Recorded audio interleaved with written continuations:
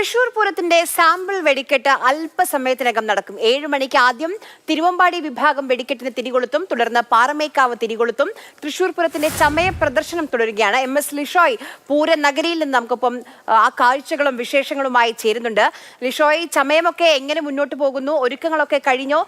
കളറാകില്ലേ പൂരം?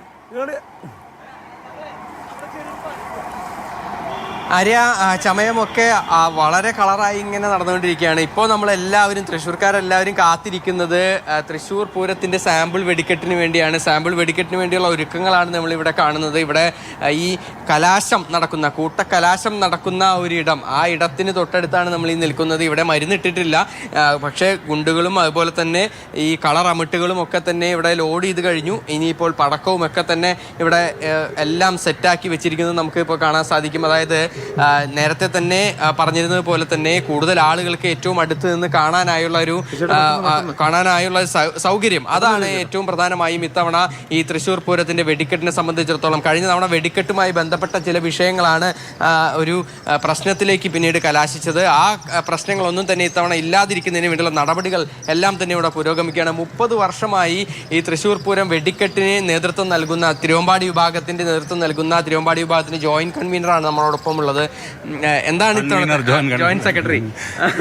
അല്ല, വെടിക്കെട്ടിന്റെ ഒരുക്കങ്ങളൊക്കെ ഏകദേശം കംപ്ലീറ്റ് ആയി. സസ്പെൻസിന് വേണ്ടി കാത്തിരിക്കുന്നു. സസ്പെൻസ് വരും. സസ്പെൻസ് ആദ്യം തന്നെ ഈ വെടിക്കെട്ട് കാണാം. ഈ വെടിക്കെട്ട് ഇതിന്റെ നിങ്ങൾ അറേഞ്ച്മെന്റ് നിങ്ങൾ ഷൂട്ട് ചെയ്ത് തന്നെ അറിയാം. ഇതിനൊരു ഇതുണ്ട്, നമ്മൾ ശബ്ദവും കളറും തമ്മിൽ സമന്വയിപ്പിച്ച് എവിടെ ഒരു കളർ വരണം, എവിടെ ശബ്ദം വരണം, അപ്പൊ എങ്ങനെ ശബ്ദം കൂട്ടി വരണം, എങ്ങനെ മറ്റേ കളർ കൂടി വരണം, അവര് ഓലപ്പടക്കം എങ്ങനെ ഓലപ്പടക്കം അവിടെ നിന്ന് ആർത്തി ഒരു എരുമ്പ് ഒരു കമ്പോസിഷൻ പോലെയാണ്. 100% ഒരു അടിപൊളി പാട്ട് എങ്ങനെ നമ്മൾ കമ്പോസ് ചെയ്യാതെ ആ രീതിയിലാണ് ഇതിന്റെ അറേഞ്ച്മെന്റ്സ്. ഇതിൽ കളറുണ്ട്, കളർഫുൾ ആയിട്ടുള്ള വെടിക്കെട്ടാണ്, എന്നാൽ ശബ്ദമുണ്ട്. ആ ശബ്ദത്തിൽ എങ്ങനെയാണ് ആളുകൾക്ക് ഇത് ഇഷ്ടപ്പെടുന്നത് ആ രീതിയിലുള്ള വെടിക്കെട്ടാണ് അറേഞ്ച് ചെയ്തേക്കുന്നത്.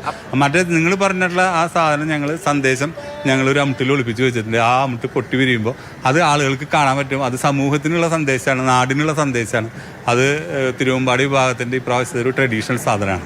അതെ, അതുപോലെ തന്നെ പാറമേക്കാവിനുമുണ്ട്. എന്തായാലും വളരെയേറെ ഒരു ആത്മവിശ്വാസത്തിലാണ് എല്ലാവരും തന്നെ. പെസോയുടെ പരിശോധനകളൊക്കെ തന്നെ ഒരു ഘട്ടത്തിൽ നടക്കുന്നുണ്ട്. എന്തായാലും വളരെ ഏറെ കാത്തിരുന്ന ആ ഒരു നിമിഷം അല്പസമയത്തിനകം ആരംഭിക്കും.